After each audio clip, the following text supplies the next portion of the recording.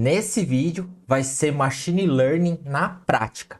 Nós vamos criar do zero um modelo preditivo, tudo passo a passo, para a gente fazer as previsões de preço de ações. E além disso, eu vou te ensinar uma forma de baixar todo o histórico de cotação de qualquer ação, qualquer ativo que você quiser e qualquer criptomoeda. Nós vamos fazer tudo bem passo a passo, vou te ensinar tudo em detalhes. Então bora colocar a mão na massa. Vem comigo! Olá, se você ainda não me conhece, meu nome é Jefferson, eu sou o criador do canal e é sempre um prazer ter você aqui comigo. Bora direto colocar a mão na massa aqui que eu tenho muita coisa bacana para passar para vocês hoje. Primeira coisa que a gente vai fazer, eu vou te explicar aqui o que a gente vai criar, o que nós queremos prever. Primeira coisa que a gente vai fazer é a gente pegar e baixar todo o histórico de cotação desse ativo, dessa ação. Aqui a gente vai trabalhar com o ativo do Itaú, com ações do Itaú. Mas aí, quando você for fazer seus testes, você pode utilizar qualquer ativo. Eu vou deixar aqui para você tudo explicadinho como fazer. É só trocar a sigla da ação e fazer todo o procedimento igual. Então, a primeira coisa, a gente vai baixar todo esse histórico ali dos valores de abertura, de fechamento, de volume, para a gente ter as nossas variáveis, para a gente avaliar isso e depois criar o nosso modelo de Machine Learning. E aí, como que a gente baixa o histórico dessas cotações, desse determinado ativo, dessa ação, ou de uma criptomoeda? Eu vou deixar para vocês aqui, ó, esse site é br.finanças.yahoo.com. E se você entrar nesse site, o que você vai visualizar? Aqui, logo de cara, ele vai te dar aqui, ó, o índice da Bovespa. Só que a gente pode vir aqui, ó, em componentes. Vindo aqui em componentes, ele lista para gente todas as siglas ali das principais ações que estão na Bolsa de Valores, na Bovespa. A gente pode escolher um código desse e utilizar nossa biblioteca lá no Python para fazer o download de toda a cotação, de todo o histórico de cotações em tempo real, tá? Agora vamos voltar lá para o Python e baixar e importar os nossos pacotes. O que a gente vai fazer? Primeira coisa, a gente vai trabalhar com uma biblioteca do Python chamada YFinance. É a biblioteca do Python que conecta direto lá no site do Yahoo Finance e faz o download do histórico de cotações. Bem simples de usar e traz as informações em tempo real. Olha só, a gente vai fazer o import aqui, import YFinance e vai colocar aqui um alias de YF. Se você não utilizou o YFinance, eu vou deixar o comando aqui para você instalar esse pacote. E nada mais é do que colocar pip install YFinance. Feito isso, você precisa reiniciar seu Jupyter Notebook, ou seja, fechar, abrir novamente.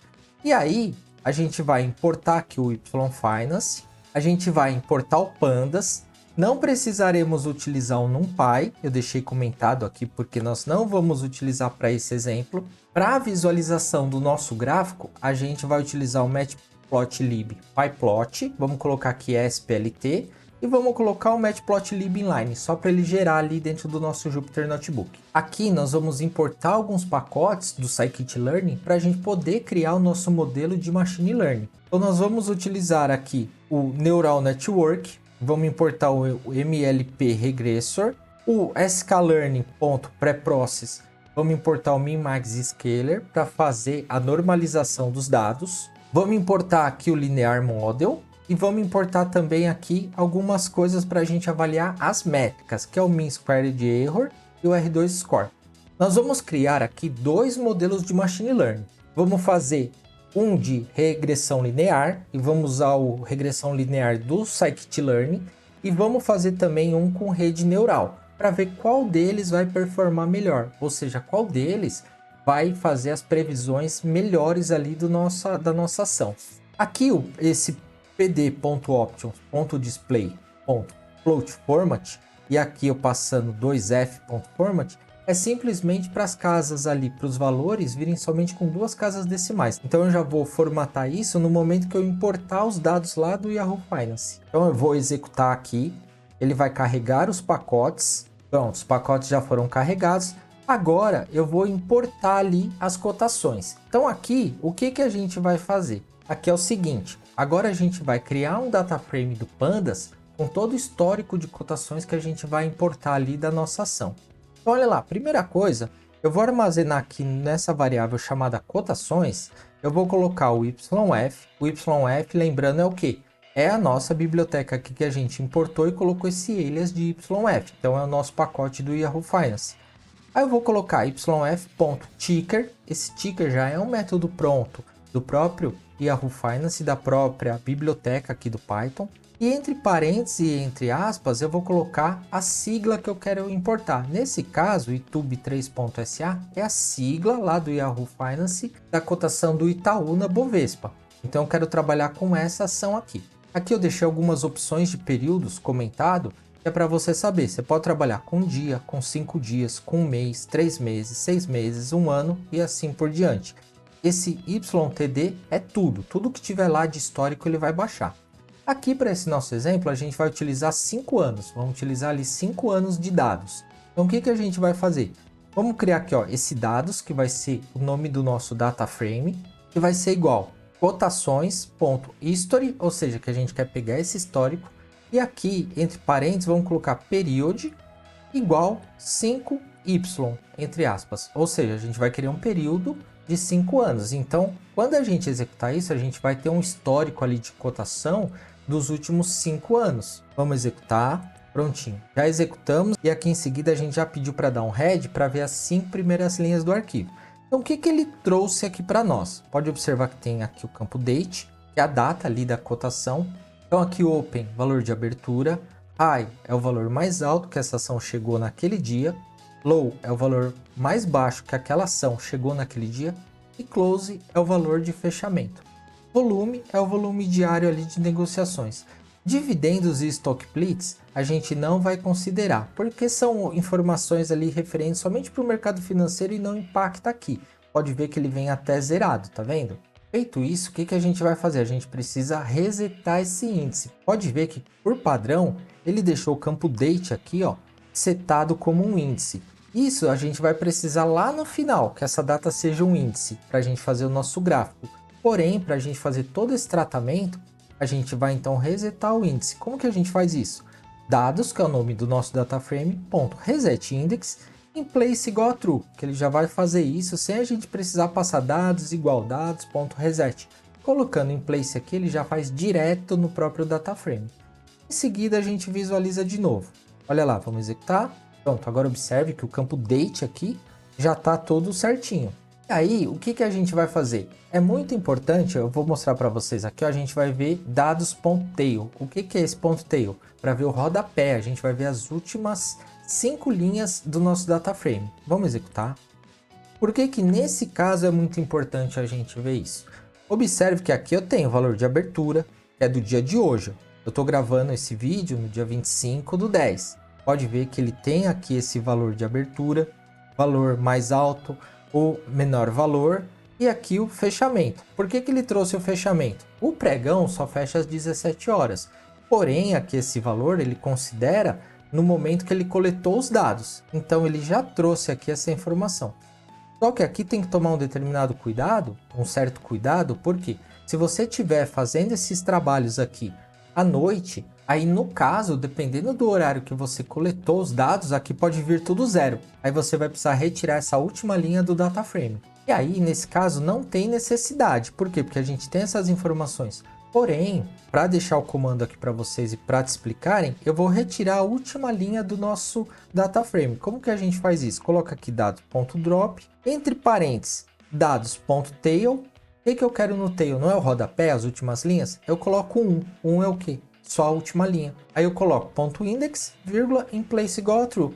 Quando eu rodar e der um dados tail novamente, olha lá, observe que ele não vai mais trazer essa data aqui. Ó, a última data agora ficou dia 24/10, ok? Prontinho. Feito isso, próximo passo é a gente renomear as colunas e também excluir aquela coluna do nosso data frame, coluna dividendos e stock splits. Como que a gente faz? Dados.drop, o nome da coluna que a gente quer excluir, axis igual a 1.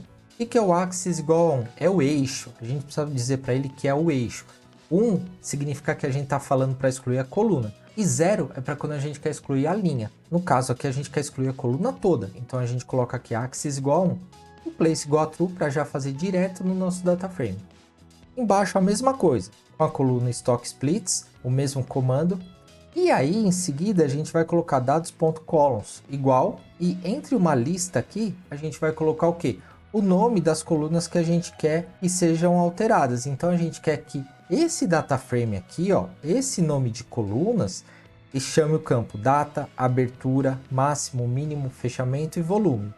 E olha lá, se a gente executar isso e der um head, ele já vai excluir as colunas que a gente está pedindo para excluir e renomear as outras colunas. Olha só, então agora a gente tem a coluna que chama data, abertura, máximo, mínimo, fechamento e volume.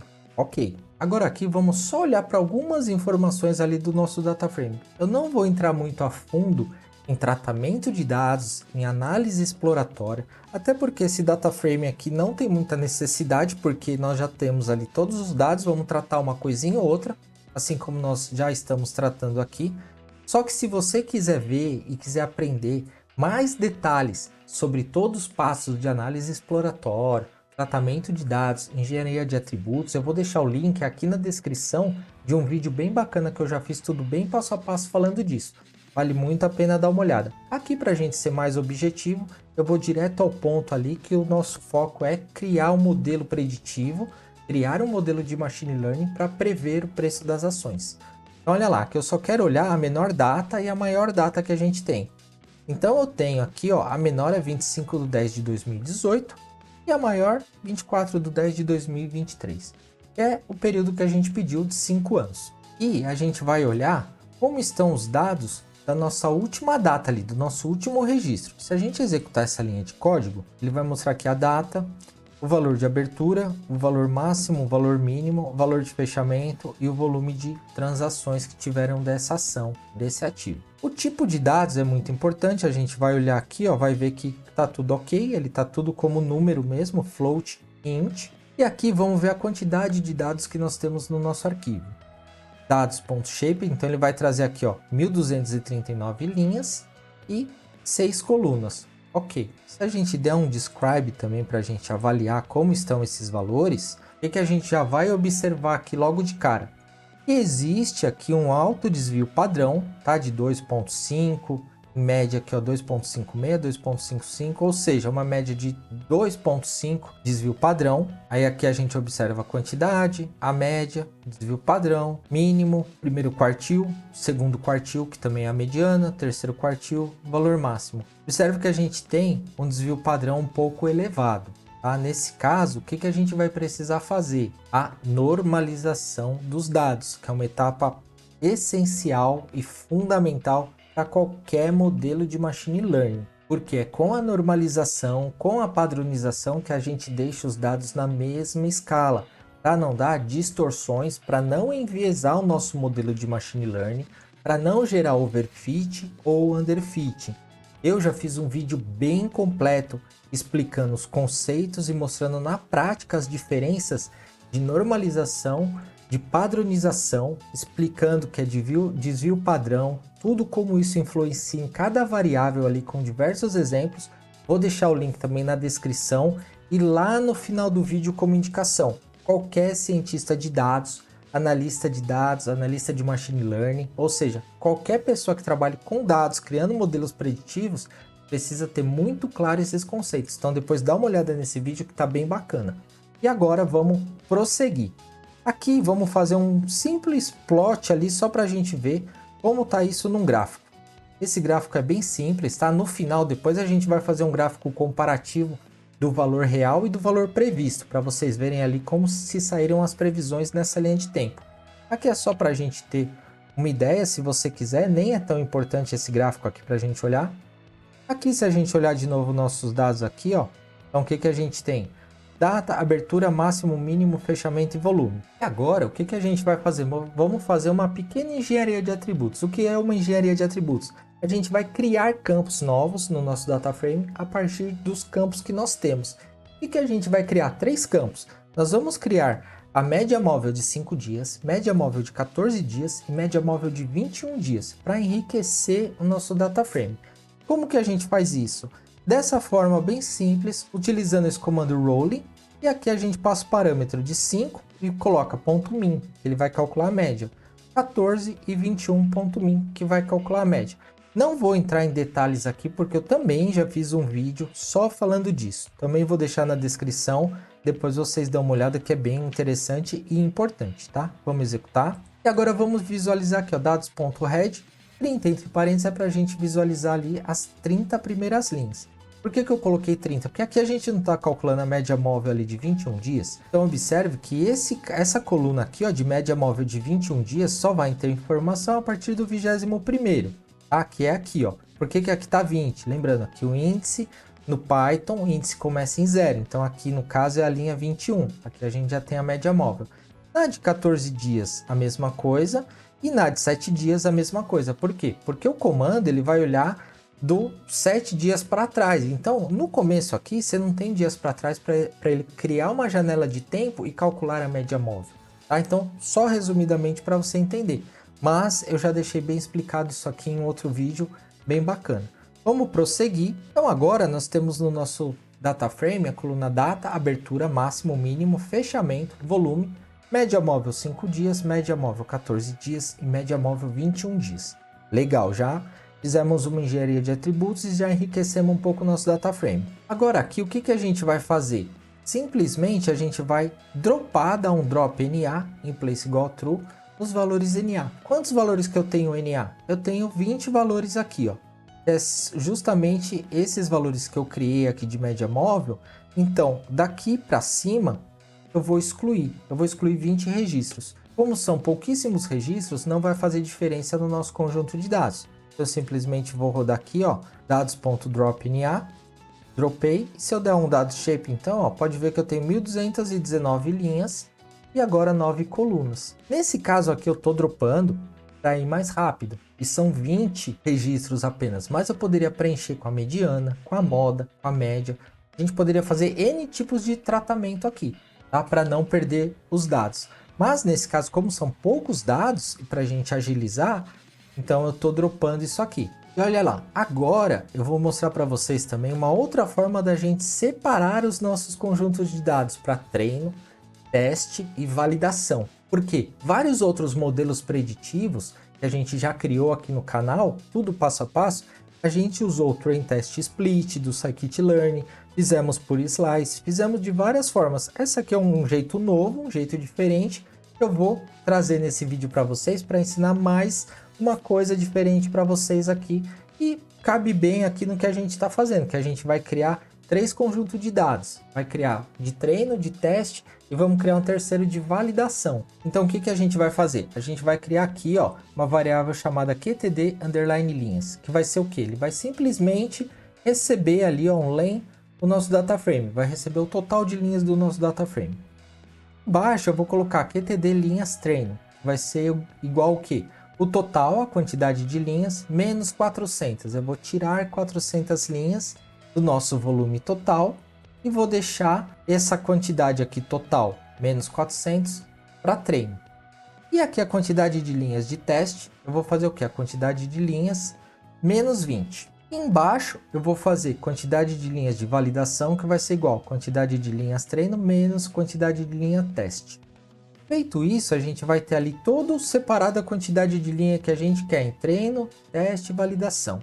Embaixo eu só vou criar aqui uma informação para a gente ver a quantidade que nós teremos de cada conjunto de dados. Então aqui eu estou fazendo aqui um fstring e estou passando aqui o nome das variáveis. Só isso. Coloco aqui no final um info que ele vai exibir isso para a gente. Olha lá, se eu executar, linhas de treino. Da linha 0 do nosso data frame até a linha 819 é o nosso treino. Da linha 819 à linha 1199 vai ser o nosso conjunto de teste. E da linha 1199 a 1219, olha aqui, ó, 20, tá vendo? Vai ser as nossas linhas de validação. Vocês vão entender isso mais lá para o final, onde a gente vai plotar nos gráficos, tá? Mas isso aqui simplesmente é para quê? Para a gente treinar, testar o nosso modelo e depois fazer uma validação com os dados que ele nunca viu, para ver como que ele vai acertar isso. Ou seja, para ver como vai ficar próximo ou distante as previsões que ele fez para o fechamento da ação que a gente está analisando. Em seguida, a gente vai fazer o quê? Separar as variáveis preditora da variável alvo. Qual que é a nossa variável alvo? O que a gente quer prever? É quanto que aquela ação vai fechar lá no final do dia. Então, por exemplo, eu quero fazer uma previsão qual que vai ser o fechamento daquela ação lá quando encerrar o pregão, beleza? Essa é a variável alvo, a variável target, então é a variável fechamento. E as variáveis preditoras são todas as variáveis, exceto a variável data, a variável fechamento, ela não é preditora porque ela é a variável alvo, e o volume. O volume a gente também não vai utilizar, nós vamos utilizar só os preços ali, os valores das médias móveis e o preço de abertura, mínimo e máximo. Essas serão nossas preditoras. Então, como que a gente faz? Coloca aqui, ó, preditoras vai ser igual dados.drop, e a gente vai fazer o quê? Vai pegar todas as colunas do nosso data frame, dropando essas três. Ou seja, aí a gente não pega essas três colunas. É uma outra forma de fazer. A gente poderia fazer slice, poderia fazer com o train test split, poderia fazer de várias formas. Tá? Só estou trazendo uma forma nova aqui de fazer. 0,1 por quê? Porque a coluna. Lembra? Axis 0 e axis 1. Aqui não precisa escrever axis, mas precisa colocar um 1 que é de coluna. E o target, dados, nossa coluna fechamento. Vamos executar. E agora vamos visualizar as preditoras. Vamos avaliar aqui também o tail para ver se tem algum campo lá zerado. Não tem, tá vendo? Ó? Então essas são as nossas preditoras. Pode ver que não temos o fechamento aqui. Por quê? Porque ela é a variável target. Agora a gente vai fazer a normalização dos dados. E como que a gente faz isso? A gente já importou o pacote do scikit-learn, que é o min-max scaler. E a gente, com essas duas linhas de código, a gente normaliza os nossos dados. Veja bem, a normalização é para deixar os dados na mesma escala. E seria isso. Em resumo, é assim. Vamos supor que aqui a gente tenha um valor de abertura de 23.13. Só que a gente tenha uma outra linha que seja 5.15. Ou seja, a escala dos dados é diferente. Um está decimal, um pode estar inteiro, outro pode estar em milhar. E a gente precisa deixar tudo na mesma escala para o nosso modelo de machine learning não ficar maluco, não criar um viés, não criar um overfit, não bagunçar os casos na hora de fazer o treinamento, na hora de fazer as previsões, ou seja, dessa forma é a correta a fazer, é a melhor prática e é da forma que os modelos de machine learning, que os algoritmos esperam receber os dados. Então vamos lá, como que a gente faz isso? A gente vai criar aqui, ó, um scalar, uma variável, vamos colocar min-max scaler, que é o método que a gente importou, ponto fit, entre parênteses as preditoras, são nossas variáveis preditoras. E aqui a gente vai simplesmente colocar preditoras underline normalizadas, que vai ser igual o scalar, que é essa variável aqui, que a gente já criou aqui, ó, esse nosso objeto, scalar.transform. Agora a gente vai aplicar a normalização, aonde? No nosso data frame aqui, preditoras. Então se a gente executar isso, prontinho, ele já fez. E olha agora como os dados ficaram. Aqui eu só vou dar um print para visualizar aqui, ó, a quantidade de dados e para visualizar como que eles ficam após a normalização. Se eu executar, olha só, ficou dessa forma aqui, tá vendo? Estão todos na mesma escala, ó. Eles vão ficar sempre entre 0 e 1. Nunca vão passar de 1. Vai ficar, o menor valor vai ser 0 e o máximo vai ser 1. Vale a pena depois dar uma olhada naquele vídeo que eu comentei, que eu já fiz, sobre normalização e padronização, para você entender a fundo isso aqui. É um vídeo que você vai ganhar 40 minutos. Por que eu não digo que você vai perder 40 minutos vendo o vídeo? Porque você vai assistir esse vídeo uma vez, isso aqui vai entrar na sua cabeça de uma vez por todas. Então você ganhou ali muito de conhecimento. Esse vídeo está muito top, vale a pena. Tá? Eu vou deixar o link na descrição, na tela final, tudo para você dar uma olhada, porque realmente é muito importante. Olha só, agora a gente vai separar os nossos casos em treino e em teste. Lembra que a gente criou as variáveis ali com as quantidades de linhas, tudo? Então a gente vai estar utilizando aqui. O que a gente vai fazer? Os nossos dados ali, X de treino, vai ser as nossas preditoras normalizadas com a nossa quantidade de linhas de treino. E o nosso X de teste vai ser as nossas preditoras normalizadas com a quantidade de linhas de treino até a quantidade de linhas de teste, que aqui a gente está fazendo um slice, tá vendo? Aí o Y-train e o Y-test é a mesma coisa, quantidade de linhas de treino e o target ali, ó, quantidade de linhas de teste. Então aqui a gente está pegando variável X de treino, X de teste, as preditoras normalizadas, com a quantidade de linhas que nós definimos. Y de treino, Y de teste. O target e a mesma quantidade de linhas, porque ele vai pegar a mesma informação, ou seja, como se a gente tivesse pego ali o nosso data frame, separado isso aqui, mas tudo correspondente uma linha a outra, tá? Ele não vai bagunçar, Ele vai pegar certinho na ordem. E aqui a gente vai só visualizar os registros, a quantidade de registros que nós vamos trabalhar com treino e com teste. Se a gente executar isso aqui, olha lá. Então a gente vai ter aqui, ó, x-treino 819, y-treino, que o y é a variável target, 819. X-teste é o que? As preditoras de teste, 380. Y-teste é o que? O target de teste, 380. Por que eu coloquei o nome de x-train e x-teste? Porque na maioria dos livros que você olhar, nas empresas, no dia a dia, mercado de trabalho, ninguém fala, X treinou, X teste, é tudo dessa forma, a nomenclatura em inglês, tudo padronizado dessa forma, tá? É meio que universal, vamos dizer assim. E agora chegou o momento da gente fazer o quê? Fazer o treino dos nossos modelos preditivos, os testes e as validações, e colocar num gráfico se as nossas previsões estão próximas ali do que é o correto ou não. Então a gente vai criar e treinar um modelo de regressão linear, criar e testar um modelo de rede neural e depois avaliar os dois ali e jogar isso num gráfico, tanto mostrando o real e o previsto. Só que antes da gente partir para essa última etapa, se você não tiver inscrito, se inscreve aqui no canal, porque toda semana eu trago conteúdos novos, tudo bem passo a passo, detalhado, na prática. Disponibilizo todo esse material para vocês baixarem. Com certeza isso pode te ajudar muito. Então se você ainda não tiver inscrito, se inscreve aqui no canal, ativa o sininho das notificações para você acompanhar os vídeos novos toda semana. E bora voltar aqui e finalizar o nosso modelo de Machine Learning. Olha lá, eu vou fazer o primeiro aqui, o de regressão linear. O que a gente vai fazer? A gente vai criar aqui uma variável chamada LR, que vai ser igual Linear Model. Esse Linear Model é o que? É o modelo que a gente importou lá do Scikit-Learn. Ponto Linear Regression. Aqui a gente vai colocar LR.fit, que o fit é para quê? Para treinar. Então aqui nós vamos passar aqui o X de treino, que são as preditoras, com Y de treino, que é o target. Em seguida a gente cria uma variável chamada predição, ou pode ser previsão ou qualquer nome de variável, tá? É simplesmente um nome aqui que a gente definiu.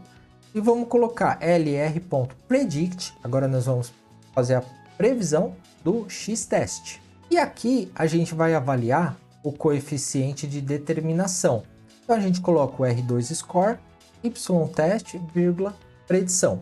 Então lembrando que o coeficiente de determinação ele vai determinar a aproximação da linha de regressão. Como nesse caso a gente quer prever um valor, a gente está fazendo o que? Um modelo de regressão linear. Tá? Aqui esse linear regression é um modelo específico do Scikit-Learn, mas lembrando, existem modelos de classificação, de clusterização, de regressão. Esse é um modelo de regressão linear, porque queremos prever valores. E aí, o coeficiente de determinação é o quê? Quando a gente tem a regressão linear, a gente tem uma linha da regressão. O coeficiente de determinação é o quão próximo ali vai ser dessa linha. E lembrando que essa linha, o máximo dela é 1. Então, por exemplo, se tiver 97, é melhor do que se tiver 95, porque 97 ali está mais próximo de 1. 97%, tá? Por isso que vai chegar a 1 ali, que é... Tudo isso eu já fiz também vídeos aqui no canal, depois dá uma olhada, tem tudo bem detalhadinho para vocês. Só estava fazendo uma breve explicação só para reforçar ali o conhecimento. Então, olha lá, vamos executar aqui. Pronto, ele já informou aqui que o nosso coeficiente de determinação é 99,50.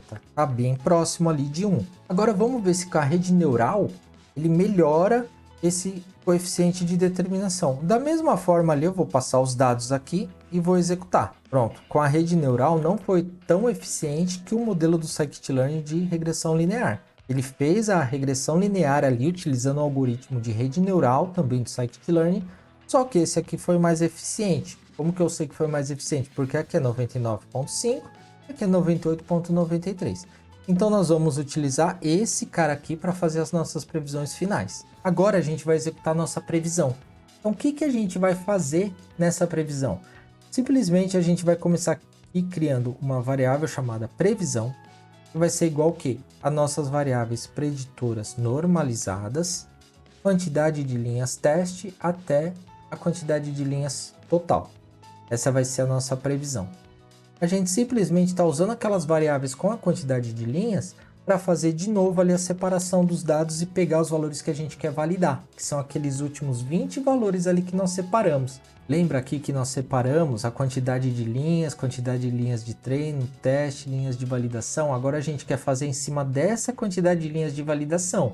Por quê? Porque nosso modelo ali nunca viu esses dados que estão aqui. Nós separamos quanto? 20 registros. Então é isso que a gente vai fazer agora aqui embaixo. Nós vamos agora rodar as nossas previsões em cima daqueles últimos 20 registros. Olha lá, aqui a gente vai nomear uma variável de data pregão full. Vamos colocar aqui que são os nossos dados, a data, ok? Aqui tá tudo lido os nossos dados. Aqui o nosso então data pregão vai ser o que? O data pregão full, e tem todas as datas, tá? Então o nosso data frame geral ali. Vamos pegar só a quantidade de linhas testes até a quantidade de linhas, que ele vai fazer o que? Pegar as de validação. E aqui um resultado total vai ser o que? Vai ser os dados ali, a gente vai pegar tudo ali da nossa coluna fechamento, do nosso data frame original. E aqui o resultado a gente vai colocar que é igual que essa variável resultado full, a mesma coisa, pegando, tá vendo aqui, ó, o mesmo slice de quantidade de linhas, para a gente pegar aquelas últimas linhas. E por último, a gente vai chamar aqui uma variável de pred, que vai ser o que? As predições, as previsões, que vai ser o que?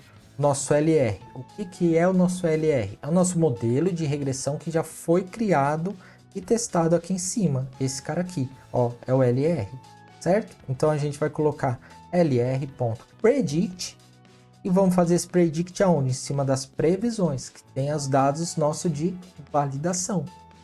E aí depois, por último, a gente cria um novo data frame que vai chamar df. Esse data frame que chama df vai ser o que? Um pd.dataframe.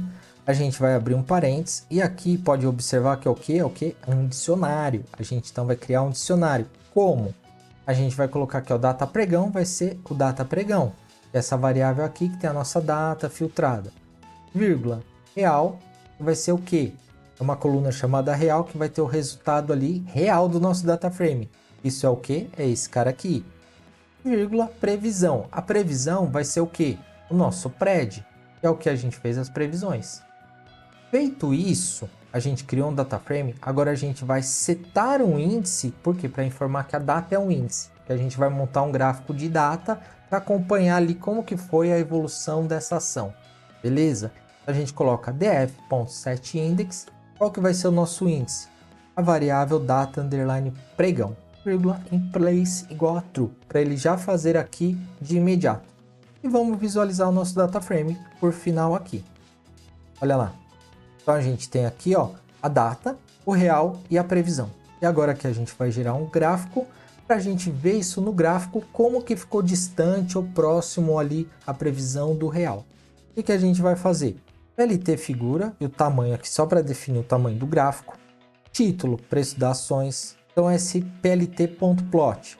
DF real, a gente vai traçar a linha ali dos valores na nossa coluna real. Label vai ser real, coluna azul. E o marker aqui, o marcador, vai ser a bolinha. plt.plot, previsão, label, previsão, cor vermelha, marker, marcador que é aquela bolinha. plt.xlabel, e o xlabel é o que? É o X ali, é o rótulo do X, vai ser data pregão. E o plt.ylabel, que é o que? O rótulo do Y, preço fechamento. E aqui embaixo, leg igual plt.legend. Então, fazendo isso, vamos executar. Olha lá, ele exibiu o nosso gráfico.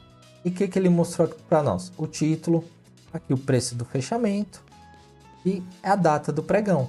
E aqui pode observar a linha azul são os nossos valores reais e a linha vermelha são os valores previstos. E aqui a gente pode ver se a previsão ficou próxima ou distante ali do valor real da ação. Ou seja, criamos um modelo de machine learning do zero completo para prever previsões de ações. E agora você pode baixar esse Jupyter Notebook, alterar a ação que você quer fazer os testes, o período, fazer mais tratamento de dados, mais análise de dados para você aprimorar e treinar o seu conhecimento.